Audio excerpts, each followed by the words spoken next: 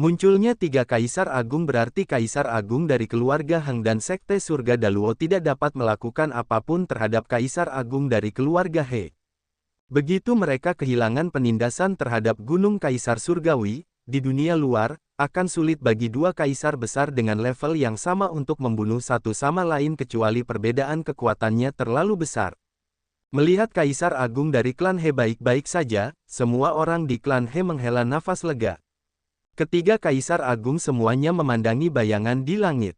Proyeksi kaisar surgawi, kata kaisar klan Hang. Ekspresinya serius, tapi dia juga dipenuhi dengan antisipasi. Pada saat ini, ruang di atas Lu Ming dan yang lainnya berfluktuasi dan sesosok tubuh muncul dari udara tipis. Lu Ming dan yang lainnya terkejut. Orang ini adalah Kaisar Wu Xiang dari Akademi Suci Gunung Yuan. Para guru dan siswa Akademi Suci Gunung Yuan baru saja hendak membungkuk ketika Kaisar Wu Xiang melambaikan tangannya, menandakan bahwa tidak perlu membungkuk. Pada saat ini, sosok di langit menjadi semakin nyata, dan semua orang terkejut. Mungkinkah The Celestial Tirk akan segera dibangkitkan? Atau apakah ini hanya tanda yang ditinggalkan oleh Kaisar Surgawi ketika dia mengasingkan diri? Semua orang menduga masalah hari ini telah melebihi ekspektasi mereka. Bas, saat penampakan Kaisar Surgawi telah memadat hingga ekstrim, sosoknya tiba-tiba terbang menuju Gunung Kaisar Surgawi. Dia memasuki gunung dan menghilang. Ledakan. Pada saat berikutnya, dengan ledakan yang mengejutkan, seluruh Gunung Kaisar Surgawi meledak. Gunung Kaisar Surgawi yang megah meledak. Kemudian, seberkas cahaya ditembakkan dari bawah Gunung Kaisar Surgawi dan menembus langit. Itu adalah bunga. Seseorang berseru. Di kaki Gunung Kaisar Surgawi, seberkas cahaya melesat ke langit. Di antara berkas cahaya, sekuntum bunga muncul. Bunga ini sepertinya belum mekar. Bentuknya hanya kuncup dan tampak seperti bunga teratai. Semua orang terkejut. Apa yang sedang terjadi? Bunga ini hanyalah ilusi, bukan entitas nyata. Lihat, ada sebuah gua di bawah sana. Itu terus turun. Gerakan aneh di Gunung Kaisar Surgawi telah menyebabkan keributan di segala arah. Lu Ming memusatkan perhatian padanya. Memang benar, bunga di langit itu bukanlah suatu wujud nyata. Itu lebih seperti sebuah proyeksi. Awalnya, ada sebuah gua di bawah Gunung Kaisar Surgawi. Pilar cahaya itu telah keluar dari gua ini. Mungkinkah ada harta karun di gua itu? Gunung Kaisar Surgawi selalu menekan harta karun ini. Saat memikirkan hal ini, mata banyak orang menyala-nyala. Jika itu adalah harta karun, bahkan Tirk Surgawi pun akan menghargainya. Bahkan Kaisar pun tidak bisa tetap tenang. Dalam sekejap, Kaisar Agung dari keluarga Hang, Sekte Surga Daluo, keluarga He, dan Kaisar tak berbentuk muncul di langit di atas gua pada saat yang bersamaan. Kaisar Agung dari klan Hang menatap Kaisar Agung dari klan He dengan dingin tetapi tidak mengatakan apa-apa. Gunung Kaisar Surgawi telah meledak. Tanpa penindasan Gunung Kaisar Surgawi, dia tahu bahwa dia tidak bisa membunuh Kaisar Agung klan He. Keempat Kaisar Agung melihat ke bawah ke gua di bawah, dan wajah mereka dipenuhi dengan keterkejutan, Nov Epsilon, Lab 1N. Yang lain mau tidak mau merasakan gatal di hati mereka. Bahkan Kaisar Agung pun mengungkapkan ekspresi terkejut. Apa sebenarnya yang ada di dasar gua? Semua orang ingin pergi dan melihat sendiri, tetapi Kaisar Agung ada di sana, jadi tidak ada yang berani pergi. Jika mereka membuat marah Kaisar, hanya kematian yang menanti mereka. Inilah dunia yang ditinggalkan oleh Kaisar Surgawi. Itu seharusnya milik keluarga Hangku. Silakan pergi. Tatapan klan Hang menyapu seluruh kaisar besar klan He dan kaisar tak berbentuk. Lelucon yang luar biasa. Kita bahkan tidak tahu apakah ini ditinggalkan oleh Kaisar Surgawi. Bahkan jika itu ditinggalkan oleh Kaisar Surgawi, apa hubungannya dengan keluarga Hengmu? Jangan katakan bahwa kamu adalah keturunan Kaisar Surgawi. Kaisar Agung dari klan He mencibir. Apa maksudnya ini? Mata Kaisar Heng dingin. Itu mudah. Keluarga Heng tidak bisa mengambil alih tempat ini. Kaisar Agung klan He berkata dengan dingin. Dia kemudian menoleh ke Kaisar yang tidak berbentuk. Wu Xiang, bagaimana menurutmu? Kaisar Surgawi telah meninggal selama bertahun-tahun yang tak terhitung jumlahnya. Bertahun-tahun telah berlalu, dan tidak ada yang bisa dijelaskan dengan jelas. Oleh karena itu, hal-hal yang ditinggalkan oleh Kaisar Surgawi hanya boleh diketahui oleh mereka yang ditakdirkan. Kata Kaisar yang tak berbentuk. Yang dia maksud sederhana saja. Kaisar Surgawi telah jatuh selama bertahun-tahun, jadi siapa yang dapat memastikan apakah keluarga Hang adalah keturunan Kaisar Surgawi? Setelah sekian lama, harta karun Tirk Surgawi harus diketahui oleh mereka yang ditakdirkan. Kaisar dari keluarga Hang memiliki ekspresi yang tidak sedap dipandang di wajahnya, tetapi bahkan dengan bantuan Kaisar Sekte Surga Daluo, dia tidak dapat melakukan apapun terhadap kedua kaisar tersebut. Terlebih lagi, Akademi Suci Gunung Yuan didirikan oleh 3 Kaisar Agung. Sekarang Kaisar Agung lainnya belum muncul, ini membuatnya sangat takut. Kalau begitu aku harus mengandalkan kemampuanku sendiri. Kaisar dari keluarga Hang berkata dengan dingin. Lalu, dia tiba-tiba bergegas turun ke dalam gua. Kaisar Agung dari Sekte Surga Daluo, Kaisar Agung dari keluarga He, dan Kaisar Agung dari Sekte Surga tak berbentuk semuanya bergegas turun ke dalam gua pada saat yang sama dan menghilang. Yang lain saling memandang, tetapi mereka tidak berani mengikuti 4 Kaisar Agung. Mereka hanya bisa menunggu dengan mata terbuka lebar. Ledakan, ledakan, ledakan, ledakan. Pada saat ini, suara gemuruh keras datang dari gua bawah tanah. Sepertinya ada angin kencang yang tak berujung bertiup di sana. Pilar cahaya yang keluar bahkan lebih menyilaukan. Kemudian, keempat sosok itu bergegas keluar gua. Tidak, sepertinya mereka tidak terburu-buru keluar sendiri. Mereka sepertinya tertiup angin. Semua orang terkejut. Apa yang ada di dalam gua yang bisa meledakkan kaisar-kaisar besar? Dan mereka berjumlah 4. Ini terlalu menakutkan. Keempat kaisar berdiri di langit dengan ekspresi gelap. Setelah beberapa saat, Kaisar klan Hang sepertinya tidak mau menyerah dan bergegas turun lagi. Namun, dia masih diledakkan setelah beberapa saat.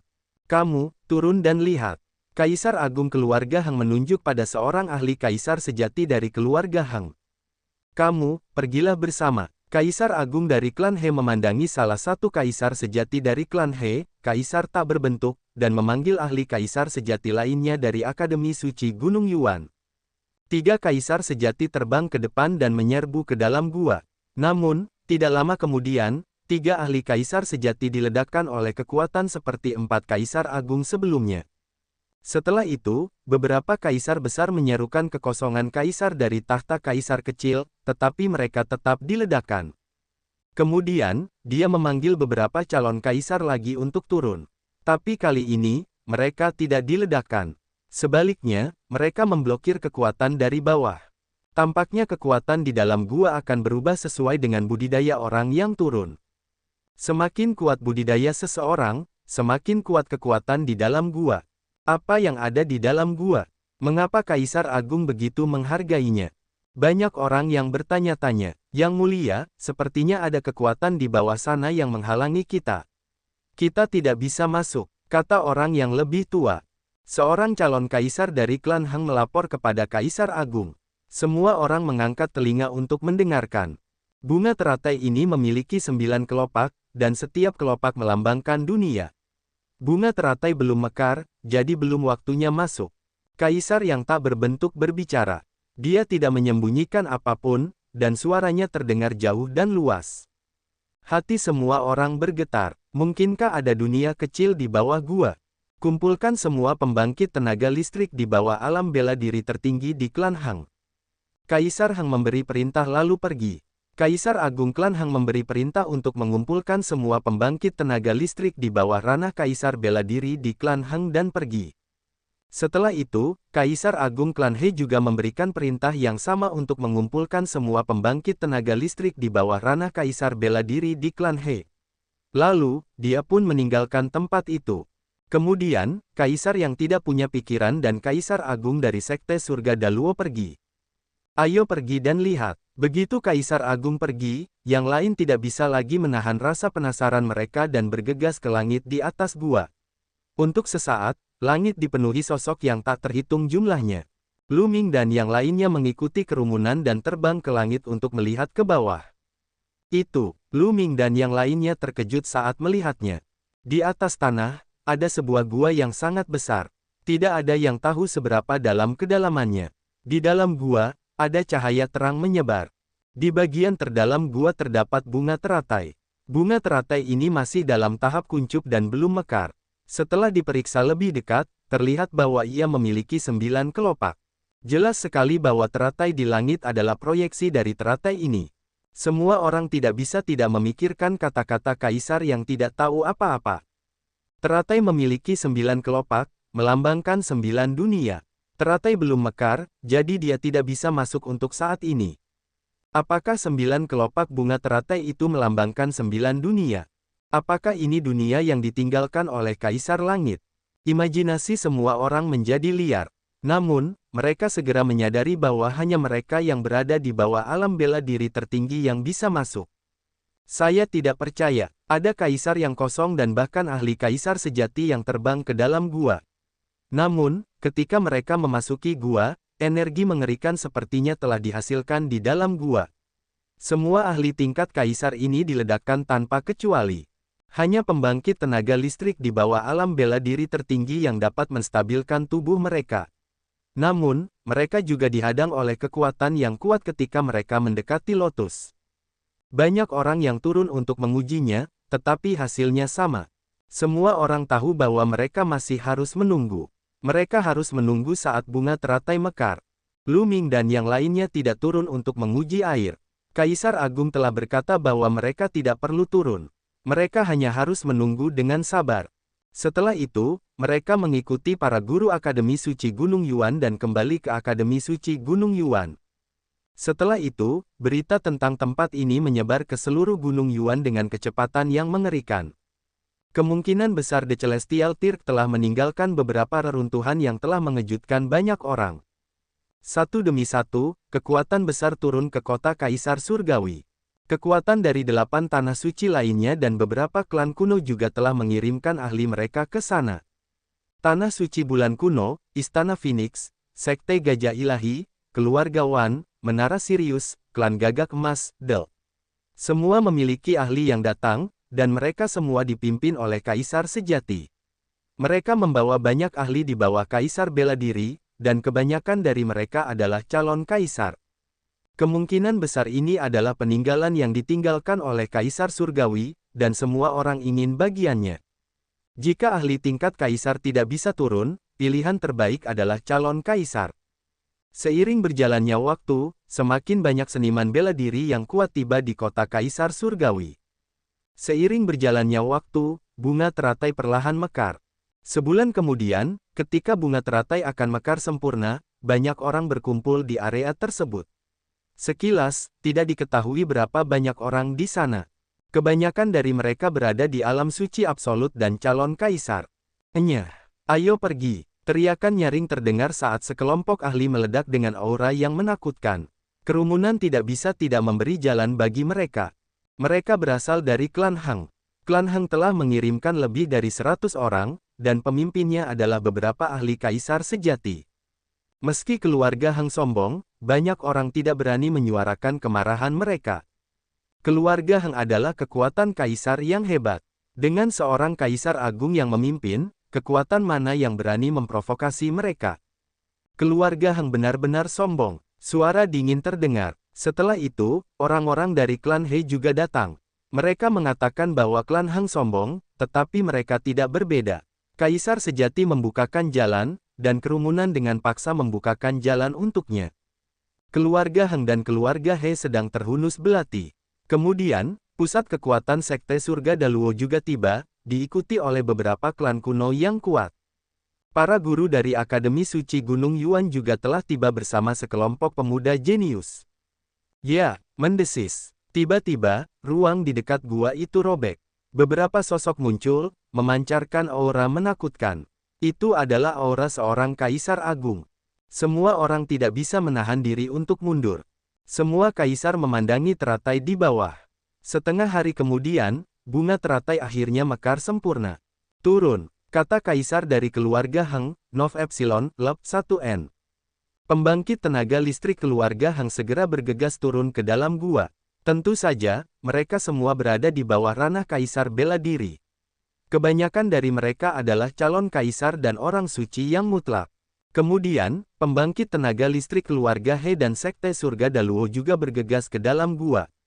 Lu Ming melihat Luo Changqiong dan Luo Pokong di antara pembangkit tenaga listrik Sekte Surga Daluo. Ayo mengisi daya juga, orang-orang dari pasukan lain berteriak satu demi satu. Kemudian, mereka berkumpul dan bergegas masuk ke dalam gua. Kaisar tidak menghentikan mereka, dan mereka semua memasuki gua. Kalian juga pergi. Para guru Akademi Suci Gunung Yuan memandang Lu Ming dan yang lainnya. Faktanya, tidak banyak favorit surga yang mengikuti para guru Akademi Suci Gunung Yuan. Mayoritas negara besar telah tiba. Semua jenius itu kembali ke kekuatannya masing-masing dan mengikuti mereka ke dalam gua. Hanya beberapa orang yang tersisa di Akademi Suci Gunung Yuan. Lu Ming dan yang lainnya mengangguk lalu bergegas menuju gua. Gua itu sangat besar, dan meskipun banyak orang yang terbang ke bawah, gua itu tidak terlihat ramai. Lu Ming dan yang lainnya melihat ke bawah dan menyadari bahwa ketika banyak orang mendekati teratai, tubuh mereka akan menyusut dengan cepat. Kemudian, mereka akan bergegas menuju salah satu kelopak bunga dan menghilang di antara kelopak bunga tersebut. Tampaknya itu acak. Anda tidak bisa pergi ke kelopak manapun yang Anda inginkan. Anda akan memasukkan kelopak acak. Banyak orang dari kekuatan besar terbang dan memasuki kelopak bunga yang berbeda. Tiba-tiba, Lu Ming merasakan bahaya mendekat. Bas! Cahaya keemasan yang menakutkan melesat ke arah Lu Ming dari kanannya. Mata Lu Ming menyipit dan dia melayangkan pukulan ke kanan. Ledakan! Dengan ledakan keras, cahaya keemasan itu hancur. Kemudian, Lu Ming melihat sekelompok orang berjubah emas menatapnya dengan dingin. Itu adalah ahli dari klan Gagak Emas. Di sampingnya, Huang Ling berbicara. Perlombaan Gagak Emas. Mata Lu Ming dipenuhi dengan niat membunuh. Orang-orang ini jelas merupakan para biksu mutlak dari ras Gagak Emas, dan bahkan calon kaisar yang ahli. Orang yang menyergap Lu Ming adalah orang suci mutlak di lingkaran besar. Seorang ahli dari klan Gagak Emas sebenarnya melancarkan serangan diam-diam terhadap seorang junior. Jika kamu ingin bertarung, ayo bertarung. Seorang lelaki tua di samping Huang Ling berkata dengan dingin. Orang tua ini adalah ahli dari Istana Phoenix. Istana Phoenix dan Sekte Gajah Dewa telah mengirim ahli mereka ke sini, mengikuti Lu Ming dan yang lainnya. Lu Ming, kamu membunuh putra mahkota klan Gagak Emas. Kita harus menyelesaikan skor ini. Saya harap Anda tidak bertemu kami ketika Anda memasuki dunia yang ditinggalkan oleh The Celestial Tier. Seorang ahli dari ras Golden Crow berkata dengan dingin. Semoga dia selalu beruntung. Suara dingin lainnya terdengar. Suara itu bukan berasal dari ras Golden Crow, tetapi kekuatan lain. Keluarga Wan. Ada juga ahli dari Menara Skywolf dan kekuatan lain di dekatnya. Mereka semua menatap Lu Ming dengan dingin, penuh dengan niat membunuh. Aku akan membunuh kalian semua yang kulihat. Lu Ming berkata dengan dingin, tatapannya menyapu para ahli dari klan Gagak Emas, keluarga Wan, dan Menara Sirius. Kalau begitu kita tunggu dan lihat siapa yang akan mati. Salah satu ahli dari ras Golden Crow berkata dengan dingin. Setelah itu, sekelompok orang meningkatkan kecepatannya dan bergegas turun. Pasukan lain melakukan hal yang sama. Mereka bergegas turun dan memasuki kelopak bunga yang berbeda, NOVELBIN. Namun, Lu Ming memperhatikan satu hal. Tidak ada yang memasuki salah satu dari 9 kelopak. Sepertinya hanya 8 kelopak yang bisa masuk. Sangat segera, Lu Ming dan yang lainnya mendekati teratai. Ketika mereka mendekati teratai, sebuah kekuatan yang kuat bekerja pada tubuh mereka. Kelopak bunga. Qiu Yue, Luo Tianyi, Huang Ling, kekuatan sunyi, dan sisanya terpisah dari Lu Ming dan memasuki kelopak bunga yang berbeda. Adapun Lu Ming, dia jatuh ke arah salah satu kelopak. Bunga ikut denganmu, riang gembira. Suara bubble terdengar. Awalnya, dia terbang menuju kelopak lain. Namun, gelembung melemparkan hukum ruang waktu dan melepaskan diri dari kungkungan gravitasi Lu Ming. Merasakan kepalanya berputar. Saat berikutnya, dia muncul di hutan lebat. Gelembung, hilang. Lu Ming menyapu pandangannya dan menyadari bahwa gelembung tidak ada di sisinya. Lu Ming menebak bahwa dia akan muncul secara acak di tempat berbeda ketika dia memasuki dunia kelopak bunga. Tempat apa ini? Mari kita lihat ke udara. Lu Ming merenung, sosoknya melonjak ke langit dan terbang tinggi. Lu Ming tercengang saat dia terbang tinggi di langit. Dia memperhatikan ada banyak sosok di langit. Jelas sekali, mereka semua seperti dia, orang-orang yang memasuki tempat ini dari luar. Ini pulau. Lalu, Lu Ming melihat ke bawah. Berdiri di ketinggian puluhan ribu meter, terlihat jelas bahwa di bawah mereka ada sebuah pulau. Di luar pulau ada lautan luas dan tak berujung. Bas dan EBCP, Wash. Pada saat ini, beberapa sosok melintas dan mengepung Lu Ming. Aura yang kuat dan menakutkan menyelimuti Lu Ming. Hahaha, Lu Ming, aku tidak menyangka kamu berada di wilayah yang sama dengan kami. Hari ini adalah hari kematianmu. Salah satu dari mereka tertawa terbahak-bahak, niat membunuhnya sangat kuat. Pria ini adalah ahli dari ras gagak emas, calon kaisar. Di sisi lain, orang lain bukan dari ras gagak emas. Dari aura mereka berasal dari Menara Sirius, keluarga Wan, dan Sekte Ekstrim Ungu. Totalnya ada 5 orang. 2 orang berada di puncak alam Sein Absolut, 2 orang berada di lingkaran besar alam Sein Absolut, dan 1 orang adalah calon kaisar. Beberapa orang tua sebenarnya berurusan dengan seorang pemuda. Menarik. Ini memang sangat menarik. Di sekeliling, yang lain melirik ke arah Lu Ming. Namun, tidak ada yang mengenali Lu Ming. Orang-orang yang masuk kali ini adalah para biksu dan calon kaisar dari berbagai kekuatan. Mereka datang dari tanah suci dan kekuatan yang berbeda. Sangat sedikit dari mereka yang pernah melihat Lu Ming sebelumnya, jadi tentu saja, tidak ada dari mereka yang pernah melihatnya sebelumnya. Seorang pemuda juga memasuki tempat ini. Dia melebih-lebihkan dirinya sendiri. Seorang lelaki tua berkata sambil mengelus janggut panjangnya. Dia adalah calon kaisar. Kali ini, hampir semua orang yang memasuki dunia teratai adalah para biksu mutlak dan terdapat banyak calon kaisar di antara mereka. Jika seorang pemuda ingin masuk dan memperjuangkan harta karun itu, dia pasti melebih-lebihkan dirinya sendiri. Sangat bagus. Mata Lu Ming menyapu seluruh ruangan saat dia berbicara dengan acuh tak acuh. Sangat bagus. Pakar klan Golden Crow tercengang. Kamu datang untuk mati, bagus sekali. Lu Ming menambahkan. Hahaha, kita di sini untuk mati. Anak muda, kamu benar-benar tidak tahu bagaimana menjadi rendah hati. Mari kita lihat bagaimana kamu akan membunuhku. Seorang pakar dari klan Wan tertawa. Dia adalah seorang Sein mutlak di lingkaran besar, dan titik akupunturnya menyala satu demi satu. Senjata Sein terbang terus-menerus, dan senjata pertempuran Qi yang menakutkan berkumpul dan meledak. Kamu tidak begitu pandai dalam gulungan 10.000 tentara, kan? Lu Ming berkata dengan dingin. Senjata Sein Absolut, sebuah pedang, muncul di tangannya. Dengan tebasan, Qi senjata tempur keluarga Wan dihancurkan. Cahaya pedang tidak berhenti dan terus menebas. Puff! Pakar keluarga Wan bahkan tidak memiliki kekuatan untuk melawan. Dia langsung terbelah dua oleh pedang Lu Ming dan mati di sini. Lu Ming melambaikan tangannya dan menyingkirkan senjata Sein dan cincin penyimpanan para ahli keluarga Wan. Bagaimana mungkin? Yang lain kaget, dan mata mereka membelalak. Orang suci absolut di lingkaran besar sebenarnya terbuai oleh Lu Ming dengan satu pedang. Kekuatan seperti ini terlalu menakutkan. Para ahli dari Menara Skywolf dan klan Golden Crow tersentak tak percaya.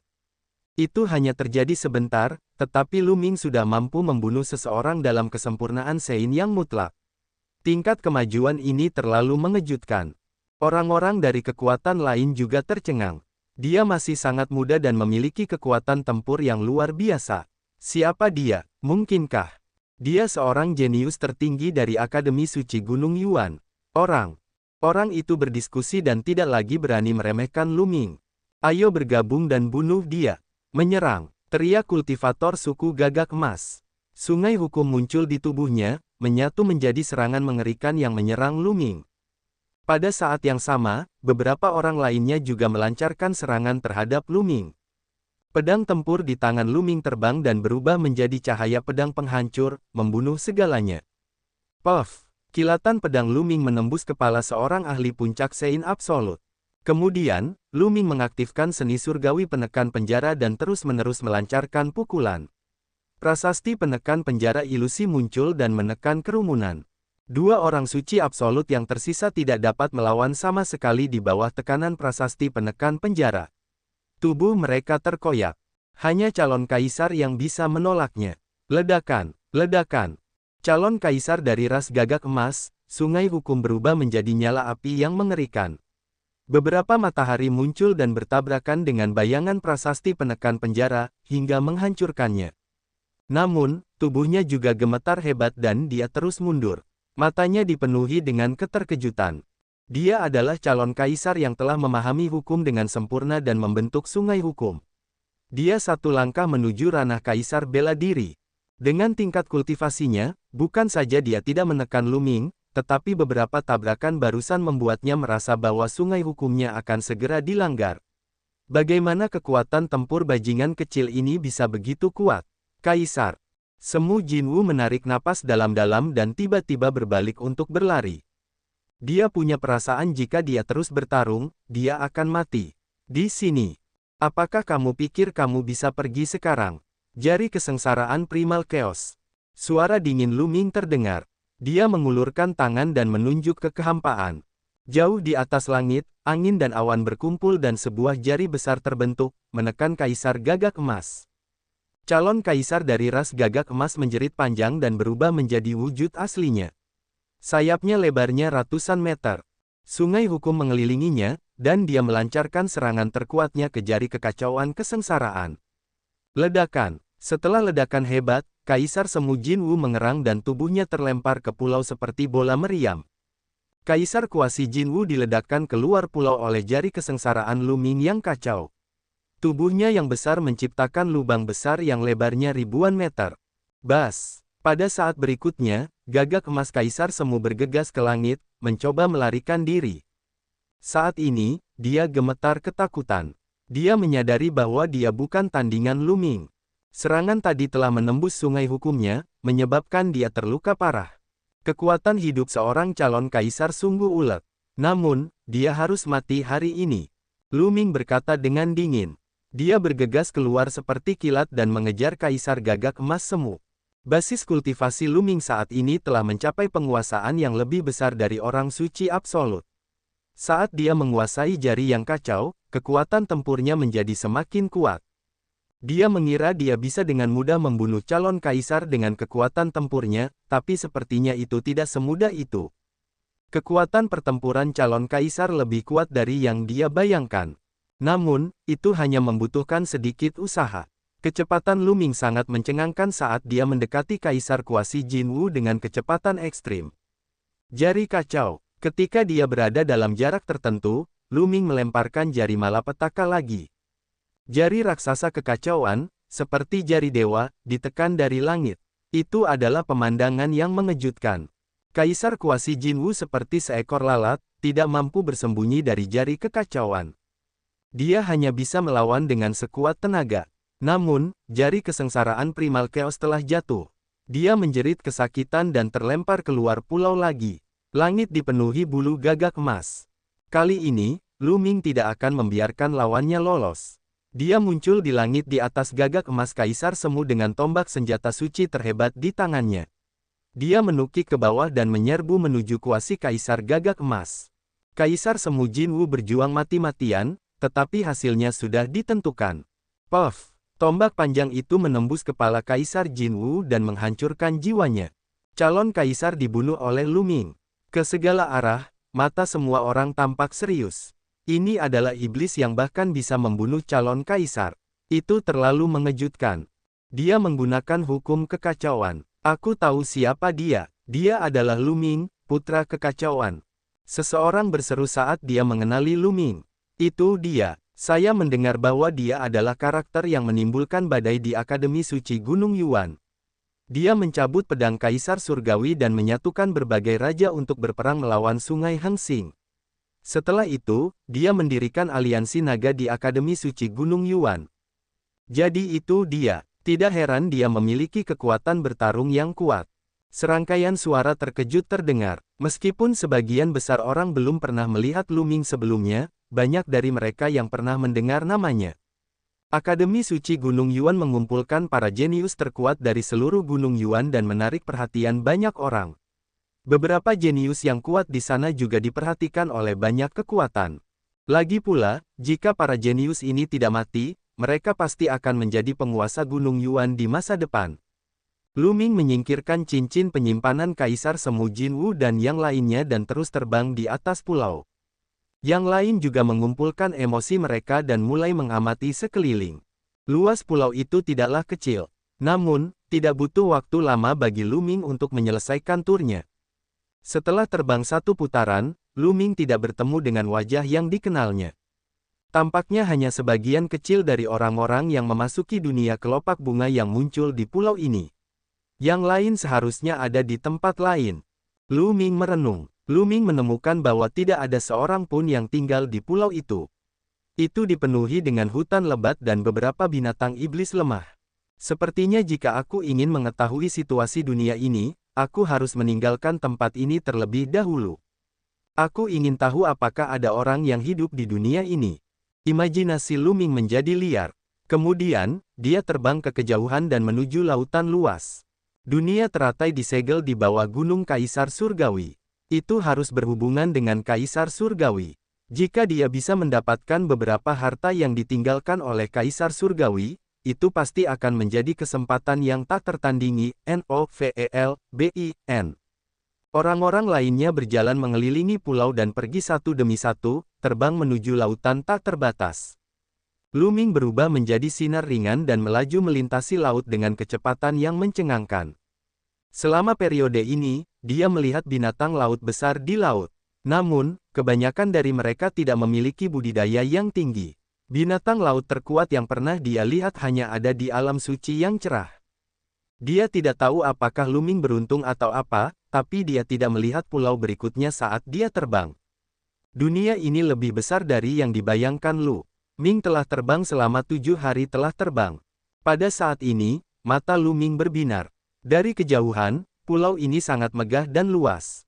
Itu jauh lebih besar dari pulau sebelumnya. Lu Ming terbang menuju pulau itu. Saat dia mendekat, dia mendengar teriakan keras datang dari suatu arah. Ada seseorang. Mata Lu Ming berbinar dan dia terbang ke arah suara itu. Tidak lama kemudian, dia melihat sebuah tanah kosong. Ada pasukan yang menunggangi binatang aneh, berlari melintasi bumi dengan aura yang agung. Bumi terus bergetar. Kebanyakan dari mereka berada di alam dewa spiritual. Ada juga beberapa di ranah bela diri kerajaan. Lu Ming menggunakan indera spiritualnya untuk memindai area tersebut dan menemukan tingkat kultivasi umum prajurit ini. Puluhan ribu tentara berlarian bola-balik di daratan luas. Aura mereka berpotongan dan menyatu menjadi naga banjir yang mengaum ke langit. Berdasarkan pengalaman Lu Ming, tidak sulit baginya untuk mengatakan bahwa ini adalah pelatihan angkatan darat. Lu Ming berjalan di kehampaan dan melihat sekeliling. Dia menyadari bahwa ada kamp militer besar di dekatnya. Berhenti, siapa kamu? Tiba-tiba, teriakan keras terdengar dan beberapa sosok muncul di depan Lu Ming, menghalangi jalannya. Semuanya, saya baru saja lewat dan ingin mencari seseorang untuk menanyakan beberapa informasi. Lu Ming menangkupkan tinjunya dan tersenyum. Untuk mengumpulkan informasi, menurutku kamu adalah mata-mata. Teman-teman, bawa dia turun dan bawa dia ke Tuan Muda Yan. Seorang pria parubaya kekar dengan ekspresi muram melambaikan tangannya. Beberapa sosok lapis baja melangkah maju dan mengepung Lu Ming, niat membunuh dingin mereka menyelimuti Lu Ming. Lu Ming menggelengkan kepalanya secara diam-diam. Orang-orang ini hanya berada di sekitar alam kaisar bela diri tingkat ke-7. Lu Ming bisa membunuh mereka dengan satu pikiran. Budidaya orang-orang ini rendah dan mereka bukan ancaman bagi saya. Mengapa saya tidak pergi menemui Tuan Muda Yan dan bertanya tentang situasi di dunia ini? Sebuah pemikiran terlintas di benak Lu Ming. Dia tidak melawan dan berkata, aku ikut denganmu. Bawa dia pergi. Pria parubaya itu melambaikan tangannya dan memimpin. Segera, mereka tiba di kamp militer dan masuk ke tenda militer besar. Ada beberapa sosok berdiri di kedua sisi tenda. Lu Ming mengamati mereka dengan indera spiritualnya dan menemukan bahwa mereka semua adalah setengah orang suci. Salah satu dari mereka bahkan telah mencapai alam sein terang awal. Di atas tenda militer duduk seorang tuan muda dengan pakaian mewah. Tatapannya dingin dan arogan saat dia menatap Lu Ming dari atas. Tuan Muda Yan, orang ini tiba-tiba masuk ke kamp militer. Saya menduga dia adalah mata-mata yang dikirim oleh negara lain untuk memata-matai intelijen militer kita. Saya akan membawanya ke sini dan menyerahkannya kepada Tuan Muda untuk ditangani. Pria parubaya itu memberi hormat kepada Tuan Muda dengan sikap rendah hati. Tuan Muda berbaring miring di kursinya, mengambil segelas anggur dan menyesapnya. Dia kemudian menatap Lu Ming dengan santai dan berkata, "Karena kamu adalah mata-mata, mengapa kamu membawanya ke sini? Potong saja." Lalu, dia dengan santai melambaikan tangannya. "Ya." Pria parubaya itu menerima perintah itu dan berjalan menuju Lu Ming dengan tatapan dingin. "Tunggu sebentar, orang-orang ini ingin membunuh Lu Ming tanpa berkata apa-apa." Dia terdiam. Dia menghentikan langkah pria parubaya itu dan menatap Lu Ming dengan dingin. "Nak, apa lagi yang ingin kamu katakan? Saya sudah mengatakan bahwa saya bukan mata-mata. Saya kebetulan lewat dan ingin menanyakan beberapa pertanyaan." Lu Ming menjelaskan tanpa daya. "Omong kosong, siapa di seluruh negeri Mingyan yang tidak tahu bahwa ini adalah garnisun tentara naga ilahi? Kamu sebenarnya bilang kamu sedang lewat. Bukankah itu konyol?" Pria parubaya itu berteriak dengan dingin. "Mengapa kamu berbicara omong kosong dengan mata-mata?" Seret dia ke bawah dan potong kepalanya. Tuan Yan berkata dengan tidak sabar. Di kedua sisi, yang lain memandang Lu Ming dengan senyum tipis di wajah mereka. Itu adalah ekspresi superioritas, seolah-olah dia sedang melihat seekor semut. Ekspresi pria parubaya itu langsung berubah. Dia menunjukkan ekspresi galak dan berkata, "Nak, berlututlah."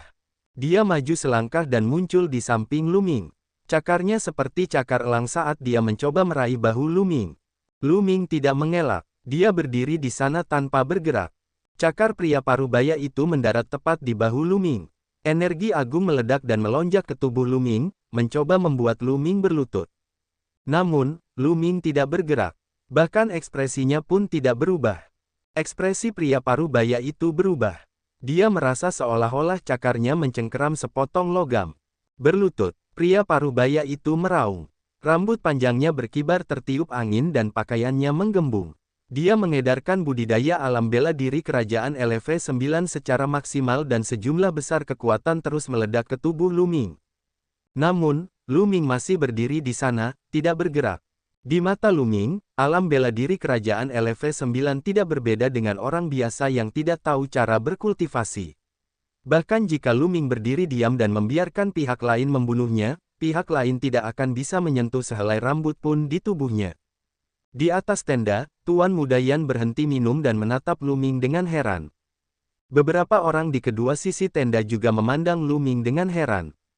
Agar dapat tetap tidak bergerak dan bergerak seperti gunung suci di bawah kekuatan ahli alam kerajaan bela diri LV9, kultivasi seseorang tidak boleh lemah. "Bajingan kecil, berlututlah." Pria parubaya itu meraung. Wajahnya benar-benar merah saat dia meraung. Di depan Tuan Muda Yan, dia bahkan tidak bisa membuat Lu Ming berlutut. Ini pasti akan meninggalkan kesan buruk di hati Tuan Muda Yan. Ini terkait dengan masa depannya. Dia tidak sabar untuk memotong Lu Ming menjadi 8 bagian, menarik. "Liu Quan, kamu boleh pergi." Tuan Yan melambaikan tangannya. Pria kekar setengah baya, Liu Quan, melotot ke arah Lu Ming dengan tatapan membunuh dan mundur dengan kebencian. "Tampaknya kamu memiliki beberapa kemampuan. Sekarang, berlututlah dan jawab aku. Katakan asal-usulmu, dan aku mungkin akan meninggalkanmu dengan mayat yang utuh." Tuan Muda Yan berkata dengan ringan. Dia masih penuh dengan kesombongan, seolah-olah itu adalah hadiah besar bagi Lu Ming untuk membiarkan mayatnya tetap utuh. Lu Ming sedikit mengernyit. "Aku sudah mengatakan bahwa aku hanya lewat. Aku ingin mencari tahu beberapa informasi. Karena tempat ini tidak cocok, 11 pergilah." Setelah mengatakan itu, Lu Ming hendak berbalik dan pergi. "Berani sekali. Kurang ajar. Dasar anjing tak tahu terima kasih. Beraninya kau bersikap seperti itu di depan Tuan Muda Yan. Cepatlah berlutut." Beberapa orang di kedua sisi tenda berteriak satu demi satu. Aura mereka yang kuat menyelimuti Lu Ming. Namun, Lu Ming tampaknya tidak mendengarnya dan terus berjalan keluar. Di atas tenda, wajah Tuan Muda Yan menjadi gelap. Lu Ming benar-benar berani memperlakukannya dengan sikap seperti itu. Dia hanya mencari kematian. "Turunkan dia, tapi jangan bunuh dia dulu. Patahkan anggota tubuhnya." Tuan Yan berkata dengan dingin. "Ya, Di kedua sisi tenda, beberapa setengah orang suci menerima perintah dan mengepung Lu Ming dalam sekejap. Nak, berlututlah dan bersujudlah pada Tuan Muda Yan. Kalau begitu, hancurkan kultivasimu. Mungkin Tuan Muda Yan akan baik hati dan mengampuni nyawa anjingmu. Liu Kuan membuat keributan lagi. Lu Ming mengerutkan kening lagi. Awalnya, Lu Ming tidak terlalu memikirkan orang-orang ini karena mereka terlalu lemah. Dia tidak mau repot-repot merendahkan dirinya ke level mereka. Namun, pihak lain terus menekan, yang membuat Lu Ming sedikit tidak senang. Bocah, kenapa kamu tidak berlutut? Seorang setengah santo berteriak dan hendak menyerang. Berhenti. Pada saat ini, teriakan dingin terdengar. Kemudian, sekelompok orang berjalan ke dalam tenda. Orang yang memimpin sebenarnya adalah seorang wanita muda, Novelbin. Wanita ini sangat cantik. Dia mengenakan baju besi merah menyala yang menonjolkan sosoknya yang montok. Terlebih lagi, dia memiliki jiwa kepahlawanan. Temperamennya benar-benar berbeda dari wanita-wanita yang pernah ditemui Lu Ming. Di belakang wanita muda itu, ada 4 pria kuat. Masing-masing dari mereka memiliki aura yang kuat dan dipenuhi dengan niat membunuh. Jelas, mereka semua adalah jenderal yang tangguh dalam pertempuran. Melihat wanita ini, ekspresi para setengah orang suci berubah. Mereka semua membungkuk dan memberi hormat. Salam, Jenderal Tian Jiao. Mundur. Mata wanita muda itu seperti kilat saat dia melirik para setengah orang suci. Para setengah orang suci menatap Tuan Muda Yan dengan malu. Tuan Yan melambaikan tangannya, dan para setengah orang suci pergi. Naga banjir surgawi, kau di sini. Tuan Yan tersenyum dan berdiri dari tempat duduknya. Yan Song, tempat ini adalah pasukan naga ilahiku. Hak apa yang kau miliki untuk membunuh orang-orang di pasukan naga ilahiku? Mata wanita muda itu cerah saat dia menatap Yan Song. Mata Yan Song menunjukkan sedikit kesuraman, tetapi pada saat berikutnya, dia tersenyum dan berkata, Tian Jiao, pria ini adalah mata-mata. Dia di sini untuk memata-matai militer.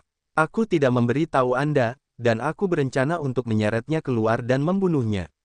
Mata-mata, wanita muda itu menatap Lu Ming dengan sedikit niat membunuh di matanya. Aku bukan mata-mata, aku hanya kebetulan lewat. Lu Ming merentangkan tangannya. Kurang ajar, kamu masih berani berdalih. Kamu sama sekali tidak tahu apa yang baik untukmu. Tian Jiao, aku akan membunuh orang ini terlebih dahulu, lalu aku akan berbicara denganmu secara rinci. Yan Song memarahi. Seorang setengah suci segera melangkah maju untuk menjatuhkan Lu Ming. Berhenti, wanita muda itu melambaikan tangannya, karena kamu seorang mata-mata, maka aku harus menginterogasimu lebih lanjut. Kalian semua bisa pergi. Ya, keempat pria kuat yang datang bersama wanita muda itu membungkuk dan pergi. Dan kalian, wanita muda itu menatap Yan Song. Tian Jiao, orang ini memiliki beberapa kultivasi. Satu, aku tidak merasa nyaman meninggalkanmu sendirian. Kata Yan Song, jika dia bisa membunuhku, apa gunanya kau tinggal? Kata wanita muda itu, penuh percaya diri. Dia adalah marsekal tentara naga surgawi, dewi perang termuda di negara Mingyan. Jika dia saja tidak bisa mengalahkannya, apa gunanya Yan Song dan yang lainnya tinggal? Ekspresi Yan Song jelek. Dia menatap Lu Ming dengan dingin dan pergi bersama orang-orang itu.